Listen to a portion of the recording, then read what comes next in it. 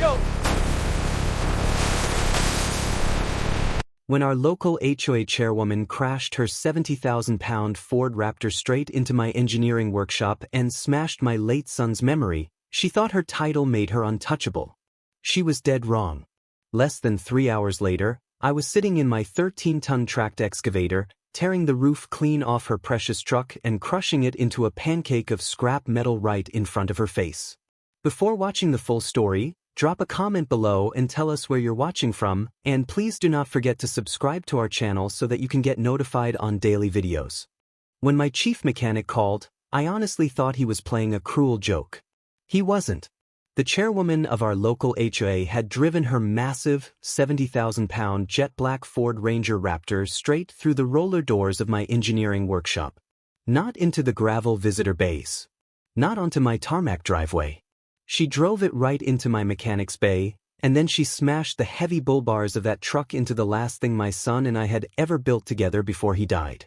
Less than 3 hours later, I would be sitting in the high-back cabin of my 13-ton tracked excavator, tearing the roof clean off her precious Ford and crushing it into a pancake of twisted scrap metal right in front of her face.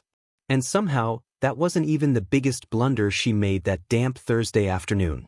My name is Arthur Vance. I am 54 years old, a former Royal Engineers combat sapper, and for the last 2 decades, I've made my living in the Wiltshire countryside fabrications business, building structural steel frames, bespoke agricultural trailers, and heavy plant equipment. It's the kind of brutal, honest work that leaves your knuckles permanently scarred and your overalls smelling of hot metal and diesel smoke, even after they've been through the washing machine twice. The phone call arrived just past 11 o'clock in the morning. I was standing inside a noisy industrial welding supplier on the outskirts of Swindon, comparing the commercial rental rates on argon gas cylinders, when my mobile began to vibrate violently in my pocket. My lead garage mechanic, a sharp lad named Luke who had been running the shop floor since morning, was handling a major hydraulic rebuild on a local farmer's telehandler. Luke was a fiercely independent worker. He rarely called unless something was profoundly wrong with a project. If he needed a part number or a tool allocation, he sent a text. If he actually rang, your stomach dropped. I answered immediately. Luke. For a second, there was nothing over the line but the distant, metallic echo of my workshop's ventilation fans. Then came his voice, quiet, impossibly steady, but completely drained of color. Arthur, the HOA president is here. I knitted my brows together, stepping away from the counter. At the main gate? A heavy pause followed. No. She's inside the main engineering garage. I actually let out a dry, breathy laugh. It wasn't because I found the situation funny. It was because my logical brain simply refused to process the sheer, unadulterated madness of what my garage mechanic had just said. Victoria Sterling had spent the better part of 4 years transforming my life into an administrative nightmare. As the self-appointed, iron-fisted head of the Highwood Manor Homeowners Association, she had issued endless complaints, bogus breach of stipulation notices, and thinly veiled legal threats about my business affecting local property values.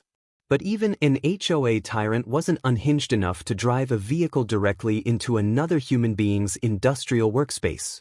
Or so I thought. Arthur, Luke whispered, his voice dropping lower. I'm looking right at her through the internal office window. Then my phone buzzed with a loud chime, a security camera notification. My garage mechanics had shared the live CCTV stream from the workshop floor. I tapped the alert, and my heart stopped. There she was.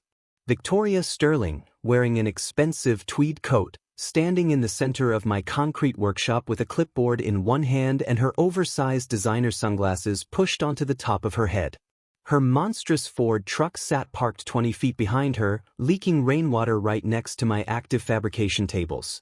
Inside private property, inside a commercial workspace she had absolutely no legal right to step foot in. For a long moment I just stared at the screen, not even angry yet, just trying to comprehend the psychological profile of a person who wakes up, looks in the mirror, and decides they have the right to invade a private business.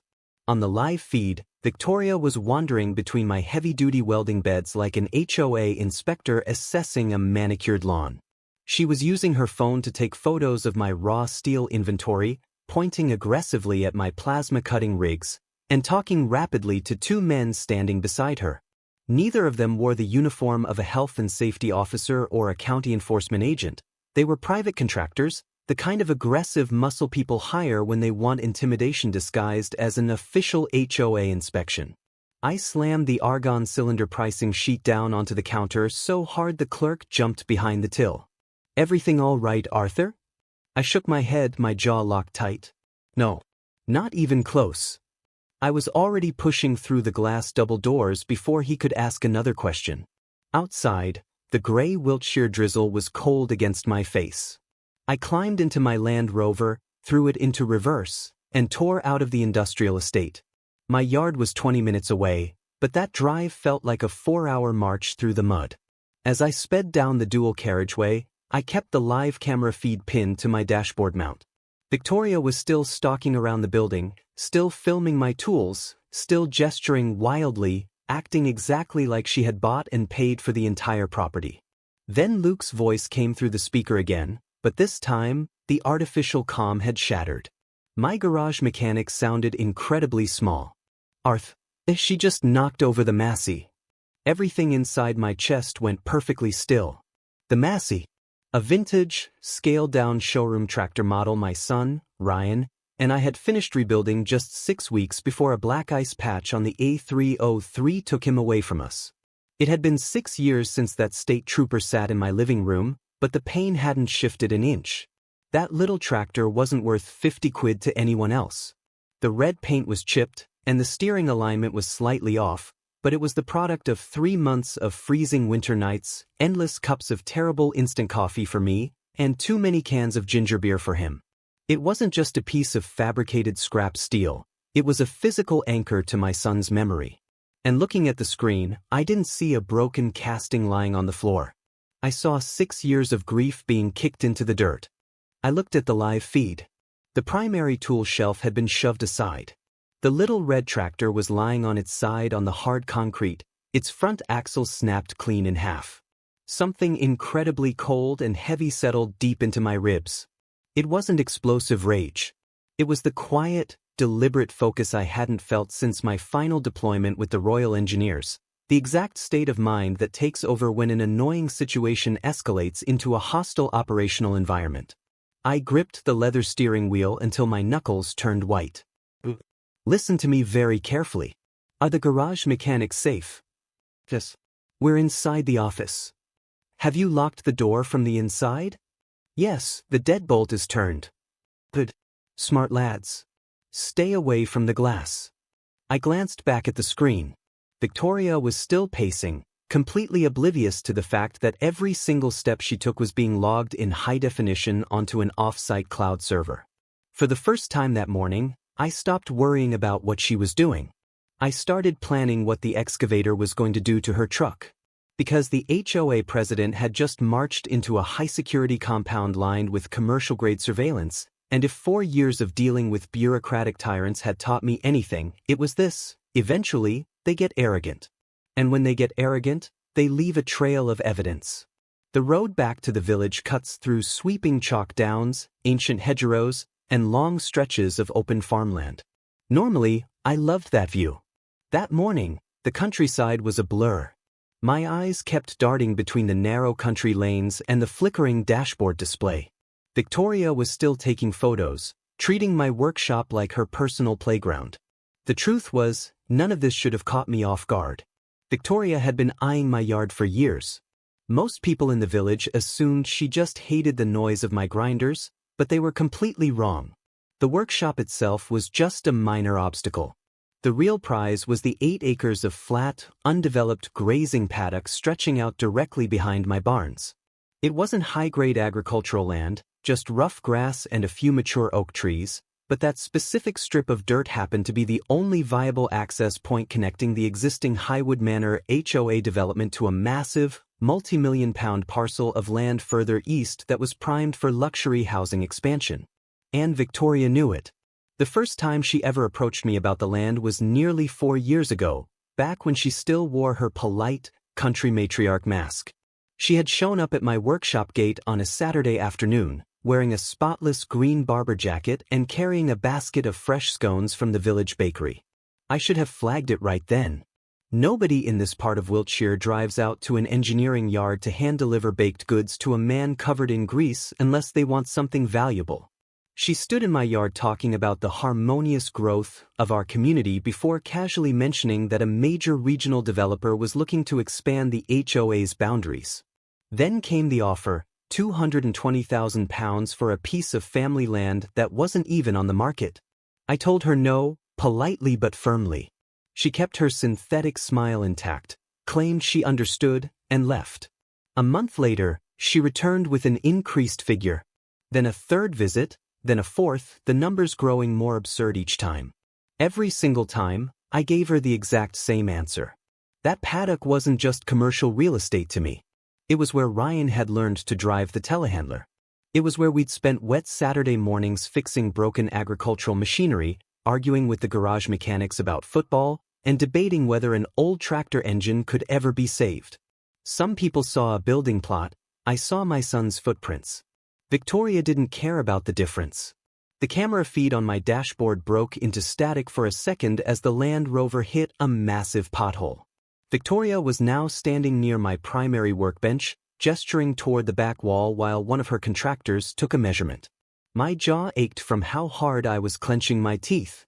After I knocked back her fourth offer 4 years ago, the polite mask had slipped off completely. I still remember the way she stood on my gravel driveway, looked me dead in the eye, and whispered, "Eventually, everyone has a price, Arthur. It's not a matter of if you sell, it's when." It wasn't a negotiation, it was a declaration of war. I remember wiping the industrial grease off my palms, looking straight through her and replying, "Not this dirt." Her smile had vanished for a fraction of a second, exposing the incredibly cold, predatory individual underneath. Then the pleasant expression returned, but it was sharp, calculated, the look a person gives you when they realize diplomacy has failed and the HOA's pressure is the next step. That was the true beginning of the nightmare. The fake noise complaints, the letters from the council, the constant threats of injunctions, they weren't random acts of malice. They were a systematic campaign to break my business so I'd be forced to sell. But Victoria had completely miscalculated who she was dealing with. I checked the digital clock on the dash. I was 7 minutes from the yard, and the HOA chairwoman's engineered life was about to unravel. The workshop came into view as I slammed the Land Rover into third gear and tore down my gravel driveway, kicking up a rooster tail of gray stones behind me. Even from a distance, the sheer visual audacity of the scene was enough to make my blood boil. There, sitting dead in the middle of my central engineering bay, was Victoria's monstrous, 70,000-pound jet-black Ford Ranger Raptor, looking entirely out of place amidst the heavy-duty ironwork, industrial grease, and overhead steel beams. My primary workspace sat roughly 100 yards away from the cottage, a massive, reinforced steel portal frame building featuring 3 large rolling shutter doors and enough floor space to fabricate structural bridge sections, repair agricultural machinery, or strip down commercial plant equipment. It had served as part workspace and part personal sanctuary for the better part of my adult life, a place where problems were solved with logic, fire, and raw force. Right now, it looked like someone had dropped an arrogant piece of American-styled suburban vanity directly into the middle of a working cathedral of steel. I slammed the brakes, bringing my 4x4 to a skidding halt outside the main entrance. The first thing I saw was Luke and the other garage mechanics standing tensely on the threshold of the glass-paneled internal office, their arms crossed, watching the invasion unfold. I threw open my door and stepped out onto the damp gravel. Luke stepped forward immediately, his face taut with a mixture of anger and relief. "Are you and the other garage mechanics completely unharmed?" I asked, keeping my voice low. He nodded, his jaw clamped shut. "Yeah, we're fine, Arthur. But she's been pacing around inside for nearly 40 minutes, mapping out the workspace, taking structural measurements, and acting like she owns the deeds.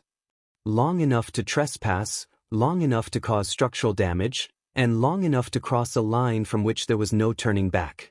I walked into the main workshop floor. Victoria Sterling was leaning casually against the polished bonnet of her Raptor, her arms folded tightly over her tweed coat, while her two hired contractors stood closer to the rear racking. All three of them looked mildly annoyed, but not a single one of them looked worried. Not yet. Victoria spotted me the exact moment I stepped onto the concrete floor. "There you are, Arthur," she snapped, stepping forward without a hint of hesitation.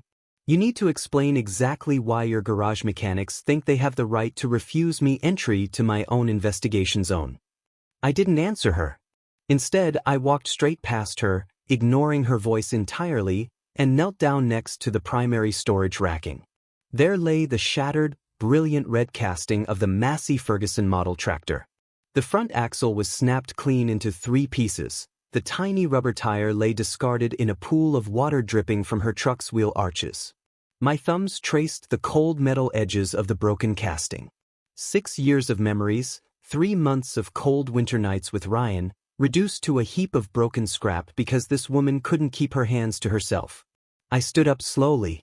The coldness in my chest had hardened into something absolute, a heavy, unyielding operational clarity.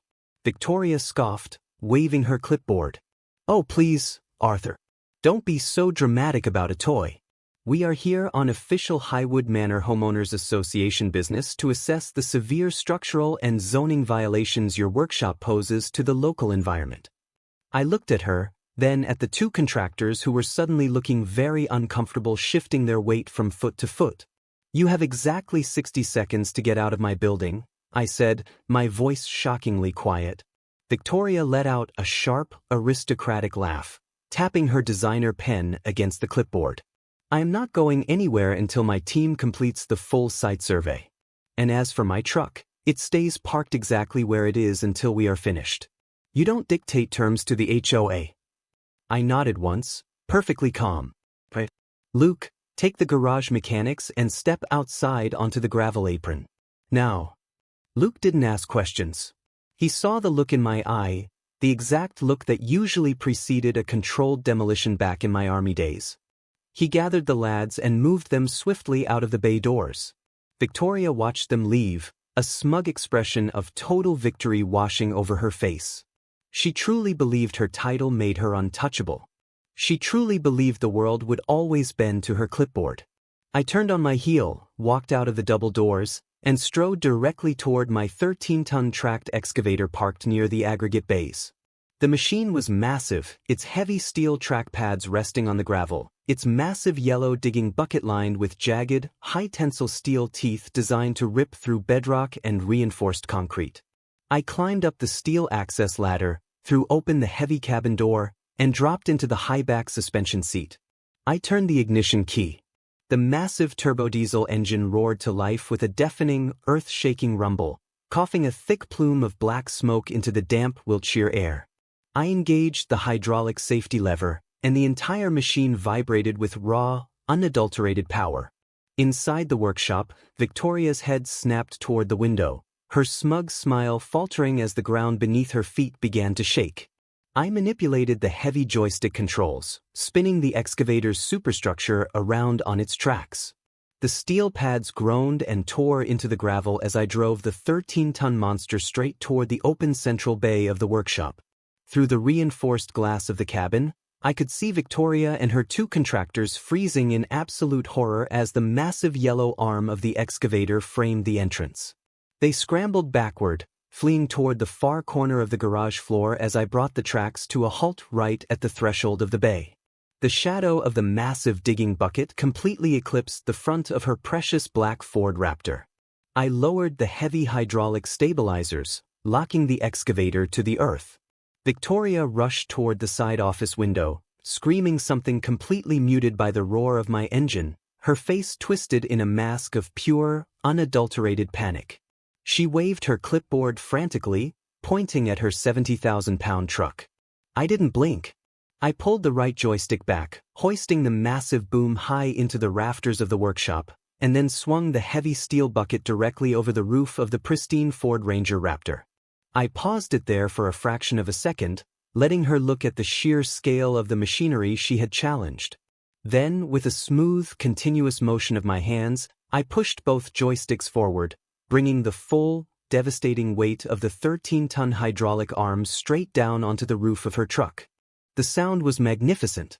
A sharp, deafening explosion of high-tensile steel buckling under tens of thousands of pounds of concentrated hydraulic pressure. The laminated windscreen shattered into a million silver spiderwebs, the safety glass of the side windows blasting outward across the concrete floor in a glittering cloud. The thick steel roof of the cab caved in instantly, the heavy structural pillars folding like wet pieces of cardboard under the absolute force of the excavator's bucket. I didn't stop. I manipulated the controls again, curling the jagged steel teeth of the bucket inward, biting deep into the engine bay, ripping the expensive customized bonnet clean off its hinges and crushing the aluminum radiator into a tangled mess of leaking fluids and twisted metal. Bright green engine coolant and dark synthetic oil began to hiss and pool across the floor, mixing with the rainwater. Victoria was literally jumping up and down in the corner of the garage, her clipboard dropped into the dirt, her hands pressed against her ears as she watched her prized possession get systematically dismantled. I raised the boom once more, the crumpled carcass of the cab lifting slightly before detaching with a screech of tearing metal. I flipped the bucket orientation and slammed the heavy flat back of the steel structure directly onto the rear flatbed, collapsing the suspension axles with a massive, metallic boom that rattled the tools on my benches. The truck was no longer a vehicle. It was a completely flattened, two-dimensional pancake of compressed steel, shattered plastic, and ruined vanity. I disengaged the hydraulics, left the engine idling at a low, triumphant hum, and climbed down from the cabin into the absolute silence of the workshop. I walked back into the bay, the soles of my work boots crunching loudly on the layer of shattered safety glass that coated the floor. The heavy, sweet smell of crushed engine coolant and scorched synthetic oil filled the air, rising up in faint wisps from the mangled wreckage of the Ford. Victoria had completely stopped screaming. She was leaning against the far brick wall, her face entirely drained of color, staring at the flattened sheet of black metal that used to be her pride and joy. Her expensive clipboard lay forgotten on the wet concrete, splattered with dark hydraulic fluid. The two private contractors she had brought along were already backing toward the side exit, their hands raised slightly in absolute compliance, completely eager to distance themselves from the catastrophic turn the morning had taken. Luke and the rest of the garage mechanics filtered back through the main bay doors, their eyes wide, smiles breaking out across their faces as they took in the absolute, beautiful devastation. "Arthur," Victoria finally whispered, her voice trembling violently as she pointed a shaking, manicured finger at the scrap heap. "You have ruined me. That was a 70,000-pound personal transport. I will have the police down here within 10 minutes. I will see you stripped of this yard, your assets liquidated, and your entire life ruined." I didn't say a single word. I simply walked over to my workbench, picked up a clean rag, and began wiping a smudge of grease from my palms.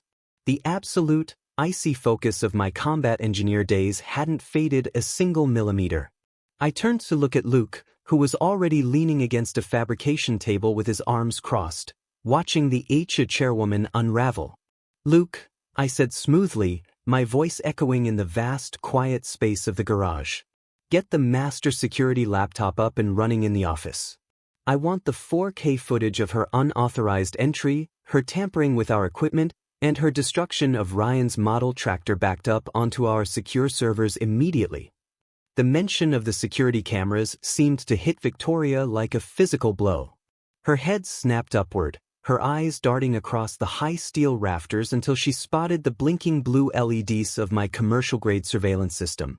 For 4 long years, she had relied on the absolute authority of her HOA handbook to terrorize the residents of the valley, writing fines for unapproved fence stains and demanding the removal of working vehicles. She had operated entirely under the assumption that the rules were a weapon meant exclusively for her to wield against others. But out here, on the hard concrete of a licensed engineering compound, the law didn't care about committee titles or suburban aesthetics. The cameras had captured every single second of her criminal trespass, her illegal entry into an active industrial workspace, and the careless destruction of a priceless family artifact. Suddenly, she looked incredibly small standing amidst the glittering glass and leaking fluids. Without another word, she turned on her heel and scrambled out of the workshop door, her expensive leather boots splashing through the oil-slicked puddles as she fled down the driveway on foot. The silence that followed her departure was warm and deeply satisfying. The garage mechanics immediately burst into a collective roar of laughter, clapping Luke on the back as they walked around the flattened carcass of the Raptor. It looked entirely absurd, a two-dimensional pancake of crushed American steel pressed flat against the workshop floor, its custom alloy wheels snapped outward at unnatural angles. Luke walked over to me, looking down at the mangled engine bay. "Well, boss," he grinned, shaking his head in absolute awe. "You certainly don't have to do a demolition job. That's for damn sure." "She wanted an assessment of the workspace, Luke," I replied, the corner of my mouth twitching into a rare, genuine smile. "I just gave her a live demonstration of our heavy equipment capabilities." But as I looked down at the twisted wreckage, my eyes caught a glint of leather shifting inside the crushed debris of what used to be the rear passenger cabin. A large, unzipped document folder had been partially squeezed out of the flattened door frame by the sheer force of the excavator's impact. Printed across the white cardboard tab in bold, unmistakable corporate lettering were two words that made my smile vanish instantly: Phase 3. I immediately called Pamela Whiteham, my commercial property solicitor, and within 10 minutes, P.C. Reynolds was racing down the lane, his blue lights slicing through the gray Wiltshire drizzle. When the constable arrived at the yard, he didn't even step out of his vehicle for a moment. He just sat behind the steering wheel, staring through the open bay doors at the completely flattened, pancake-shaped sheet of black metal resting under the shadow of my 13-ton excavator. He finally climbed out, adjusted his utility belt, and walked over to where Luke and the garage mechanics were standing. Mark looked at the crushed Ford Raptor, looked up at the massive yellow digging arm of the excavator, and then let out a slow, heavy sigh. "Arthur," he muttered, scratching the back of his neck. "I distinctly remember telling you not to touch her vehicle." I handed him a clean mug of hot tea. "I didn't touch it, Mark. The excavator did. And more importantly, she was given 60 seconds to vacate an active, high-risk industrial demolition zone while my mechanics were operating heavy plant. She refused, claiming the HOA dictated terms to machinery." Mark shook his head, but his eyes immediately drifted to the mangled rear door frame where the leather document folder was protruding from the crushed steel. Luke's societal norms and standard procedures dictated we preserve everything, so he stepped forward, using a pair of long steel fabrication tongs to carefully slide the unzipped folder out from the wreckage without disturbing the surrounding debris. He laid it flat on my wooden workbench. The constable leaned over, pulling out his pocket camera to take high-resolution photographs of the contents. The color-coded blueprints inside were wide open, and the corporate headers left absolutely nothing to the imagination. Within 2 hours, my workshop was completely transformed into a multi-agency command post. 2 unmarked vehicles carrying regional economic crime investigators pulled into the compound, followed shortly by a senior planning officer from the Wiltshire County Council. The beautiful irony of the situation was absolute. Victoria Sterling had spent 4 years trying to construct a legal trap to seize my family land, but by stubbornly parking her corporate vehicle inside an active industrial workspace, she had delivered every single piece of her hidden conspiracy directly into the hands of the law.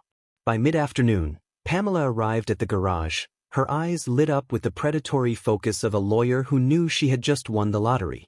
She spread the printed council records Greg had slipped me weeks prior right next to the recovered blueprints from the crushed truck.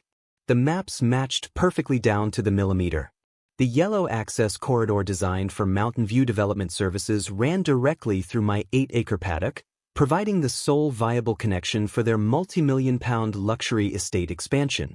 Pamela threw her hands up, letting out a sharp, delighted laugh that echoed against the corrugated steel ceiling. "Arthur, this is magnificent," she beamed, tapping the paperwork. She was so completely consumed by her own bureaucratic arrogance that she carried the active blueprints of an illegal corporate land grab inside her personal car while committing criminal trespass. She single-handedly handed the Crown Prosecution Service a textbook case of corporate fraud and extortion. Luke and the mechanics cheered from the mezzanine, cracking open a few cold cans of ginger beer to celebrate the total collapse of the HOA tyrant's regime. The real finale came the following Thursday night at the Emergency Highwood Manor Homeowners Association meeting inside the Village Community Center. The atmosphere inside the hall was completely unrecognizable compared to the quiet, submissive gatherings of the past. By 6:30, the entire village seemed to have mobilized. Cars were abandoned along the grass verges, blockading the narrow country lanes, and overflowing into the parish church courtyard. Everyone in the district had discovered the truth about the developer kickbacks, the fraudulent fines, and the systematic harassment of local businesses. I sat in the middle row with Luke, my hands still rough and stained with industrial grease, watching the curtain fall. Victoria arrived precisely at 7 o'clock, attempting to summon every ounce of her old, iron-fisted authority. She wore a flawless new tailored coat, her hair was perfectly styled, and she marched to the podium carrying a thick stack of typed defensive statements. She rapped her wooden gavel sharply against the table. I am entirely aware that a malicious campaign of absolute misinformation has been circulated by certain uncooperative, blue-collar elements within this parish over the last week, she announced, her voice echoing coldly through the room. Richard Benson, her longest-serving ally on the management committee, didn't even let her finish. He stood up from his front row seat, his face completely pale, his ledger books tucked tightly under his arm. "Victoria, drop the script," Richard said, his voice cutting through her synthetic confidence like a plasma cutter through sheet iron. "Is the Phase 3 expansion project real? And is Mountain View Development Services registered directly to your husband's corporate address?" The entire hall fell into a suffocating, dead silence. Victoria's face visibly twitched, her fingers locking onto the edges of the podium as she looked around the room and realized that not a single person was backing down. Before she could mutter a defensive lie, Greg stepped out from the back of the hall, holding a digital printout of the server logs. "She's been hiding the developer contracts from the committee for 2 years, Greg called out to the crowd. The room exploded into an absolute roar of fury. Homeowners were on their chairs, waving historic fine notices and demanding a full independent audit of the HOA funds. Then, the heavy double doors at the back of the hall swung open, and PC Reynolds walked in alongside 2 trench-coated detectives from the county's financial crimes unit. The transformation in Victoria was total, her aristocratic posture completely collapsed, her hands trembled violently against the wood, and the clipboard slipped from her fingers, clattering pathetically onto the linoleum floor. She was formally escalated out of the room, escorted out of the building in front of the entire community she had terrorized for 4 long years. As she passed my row, she stopped for a fraction of a second, her eyes locked onto mine. It wasn't a look of understanding or remorse, it was the hollow, shattered stare of a bureaucratic bully who had finally discovered that the real world doesn't care about titles when you cross an old combat engineer. The criminal trials and the subsequent liquidation of Mountain View Development Services took months to completely wind down, but the legal system worked with devastating, crushing weight. Victoria Sterling was stripped of her assets, barred from ever serving on a residential board again, and handed a heavy financial penalty that ensured her luxury lifestyle in the valley was permanently over. The flattened carcass of her black Ford Raptor was eventually hauled out of my central bay by a heavy-duty commercial scrap metal contractor, leaving nothing behind but a clean concrete floor and a massive sense of relief across the parish. Life in our corner of Wiltshire slowly returned to its honest, industrial pace. The bogus complaints vanished, the council threats disappeared, and the local farmers kept my garage mechanics busy with endless welding modifications and machinery overhauls. On a quiet, golden Saturday morning a few weeks later, Luke walked into the workshop carrying 2 hot mugs of instant coffee. He set one down on my main assembly bench, right next to where the repaired, pristine red casting of the Massey Ferguson model tractor was resting. I had spent 3 nights meticulously TIG welding the cast iron front axle back together, grinding down the seams until they were smooth and reapplying the classic red finish. I lifted my coffee, taking a slow sip as the morning sun flooded through the open roller doors, warming the clean concrete floor. Luke smiled, tapping the little steering wheel gently. "You did a proper job on it, Arthur. You fixed it perfectly." I shook my head softly, looking out across the yard toward the peaceful, sweeping green grass of the 8-acre paddock that would belong to my family forever. "No, Luke," I replied, my voice filled with a profound, unshakable peace. "This was never broken. Memories don't snap nearly as easily as an HOA clipboard or a 70,000-pound truck." Victoria Sterling thought she could drive her massive Ford Raptor into my garage to break my spirit and steal my land. Instead, she discovered exactly what happens when you push a combat sapper into a corner with a 13-ton excavator. The final dynamic of the entire ordeal hit me a few months later, as the winter wind began to howl across the open Salisbury Plain. The village had transformed. Without Victoria's dark shadow hanging over every residential property line, people actually began living their lives without looking over their shoulders. Neighbors painted their front doors whatever color they pleased, parked their commercial vans in their own drives, and stopped sending anonymous, bitter letters to the council. Luke and the garage mechanics found themselves completely overwhelmed with new fabrication work. Every local farmer who had previously been intimidated by Victoria's threats of environmental injunctions suddenly felt safe coming back to our yard. We were building custom cattle trailers, repairing heavy silage clamps, and structural steel components for barns all over the county. The industrial hum of our plasma cutters and the bright flash of our welding rigs became a symbol of resilience in the valley rather than an alleged visual blight. Even Richard Benson stopped by the workshop one afternoon, looking far more relaxed than he ever had during his time serving on the Highwood Manor Committee. He stood at the threshold of the central bay, looking down at the pristine spot on the concrete where the Ford Raptor had met its spectacular hydraulic demise. He didn't say a word about the truck, and he didn't apologize for his years of silent compliance. He simply looked up at my 13-ton excavator, nodded his head in quiet respect, and asked if I had any free time to look at a broken linkage on his vintage land clearance mower. I told him to bring it around the following Tuesday, and as he walked back to his car, I realized that the healing process of a small community doesn't happen through grand legal declarations or courtroom speeches. It happens when honest, working people go back to supporting each other, using their hands to maintain the things that actually matter, and ignoring the artificial authority of self-appointed neighborhood tyrants. As for the little red Massey Ferguson tractor model, it now sits prominently on a custom-built oak mantel inside our main office, right above the master computer desk. Every client who walks through the door to sign a contract for structural steel or plant hire glances up at it, noticing the slight, structural misalignment in the front axle. They often ask if it's an antique or if it's for sale, and every single time, Luke tells them the exact same story with a massive grin on his face. He tells them it's the anchor of the business, a monument to a brilliant boy named Ryan, and a physical warning to anyone who thinks they can walk onto private engineering ground with a clipboard and expect the world to bow down. I look at that little red machine every morning when I turn on the workshop lights, and I feel nothing but pride. Victoria Sterling tried to weaponize her status to wipe away my son's footprint, but instead, she cemented his memory into the very foundation of this valley forever.